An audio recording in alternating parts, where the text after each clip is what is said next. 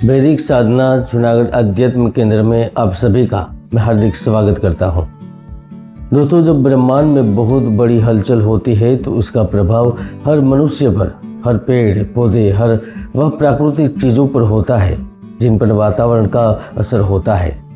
ऐसे में ठीक एक दिन के बाद राहु और केतु का महा परिवर्तन हो रहा है और उसका प्रभाव आपके यानी कि वृषभ राशि के जीवन में ऐसा होगा जो सोचा नहीं है।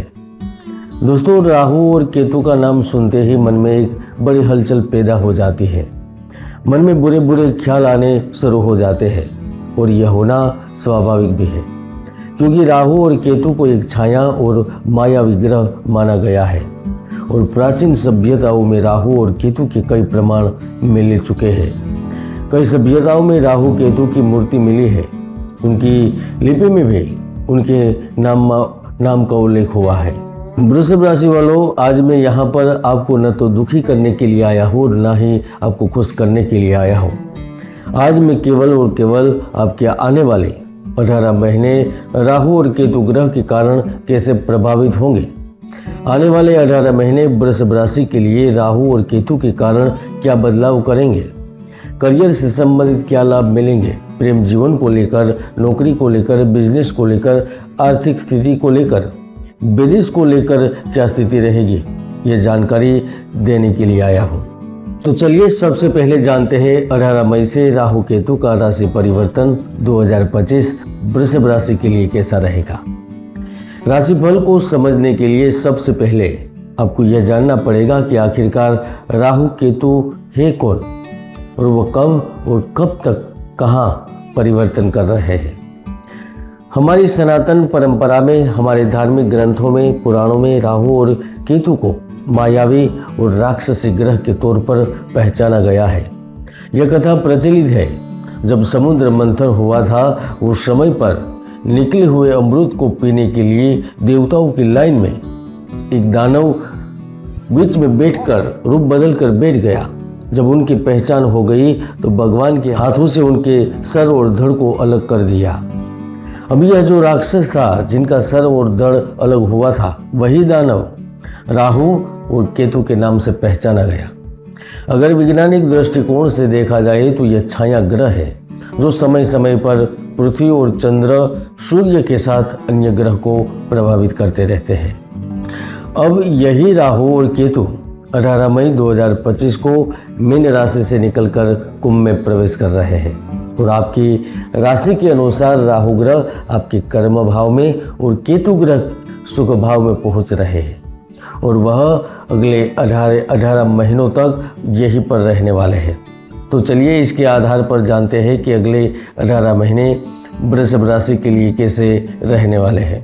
ज्योतिष शास्त्र के अनुसार राहु ग्रह एक ऐसा ग्रह है जो अचानक फल देता है और ऐसे में वह आपके कर्म के भाव में पहुंच रहे हैं।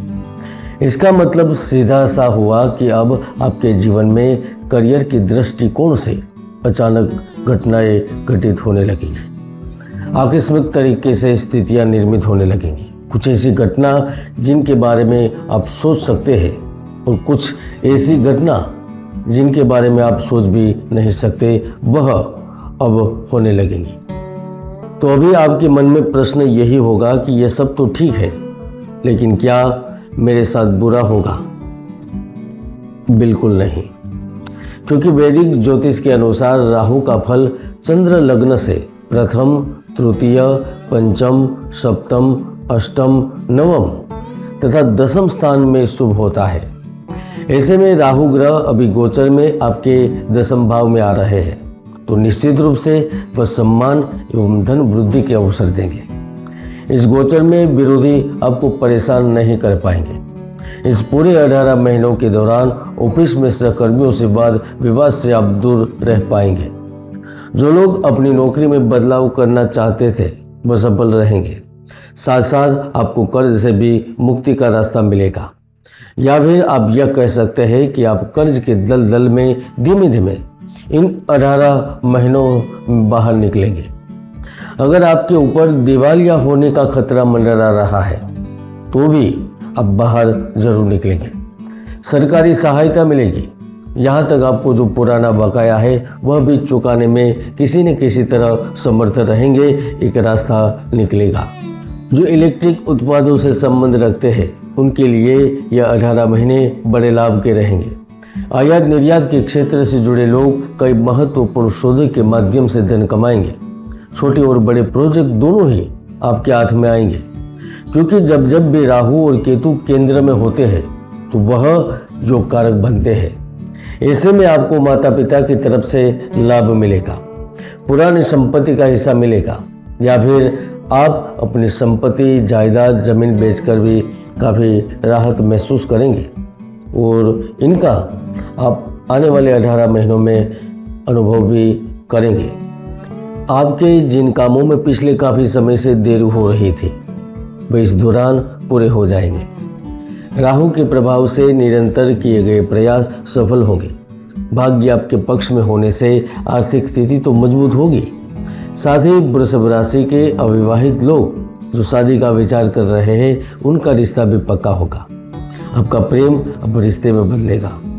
भाग्य आपको अचानक विदेश में बड़ी सरप्राइज देगा। इस दौरान आप अपनी कंपनी को, अपने व्यापार को एकदम से बढ़ते हुए देखेंगे। जिन्होंने नया कार्य शुरू किया है, जिन्होंने नई दुकान, नई शॉप या नई कंपनी शुरू की है और घाटे में है या फिर अभी चल नहीं रही है, तो निश्चित रूप से राहु और केतु 18 मई के बाद आपको आने वाले 18 महीनों में आश्चर्यजनक रिजल्ट देगा, जिसकी आप कल्पना भी नहीं कर सकते। और वैसे भी केतु ग्रह आपके चतुर्थ भाव में प्रवेश कर रहे हैं और ज्योतिष शास्त्र में चंद्र राशि से चतुर्थ भाव में केतु का गोचर शुभ फल प्रदान करता है, योग कारक बनता है। ऐसे में इस समय आपके मित्रों के माध्यम से लाभ होता है, आपको वाहन का सुख मिलता है। इस समय आप खुद के लिए जमीन, मकान या फिर प्रॉपर्टी खरीदते हैं या फिर भविष्य के लिए उनमें निवेश कर पाते हैं। जिनका जमीन, मकान, प्रॉपर्टी, इंडस्ट्री एवं निर्माण से संबंध होता है वह इस समय अप्रत्याशित रूप से धन कमाते हैं। अगर आपकी माता प्राइवेट कंपनियों में अच्छे पद पर या फिर गवर्नमेंट जॉब में अच्छी स्थिति में होती है तो प्रमोशन या फिर किसी प्रकार का बड़ा लाभ भी मिल जाता है। यानी कि राहु केतु के परिवर्तन से जीवन में खूब खुशी देखने को मिलती है, खुशियाँ ही खुशियाँ प्राप्त होती है।